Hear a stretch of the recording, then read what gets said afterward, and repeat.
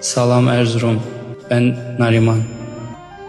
Azerbaycanın rüzgarıyla Qalan Dökenin zirvesinde buluşma zamanı. İki devlet, tek milletin evladı olarak şanlı Erzurum için savaşmaya ben hazırım. Haydi dadaş.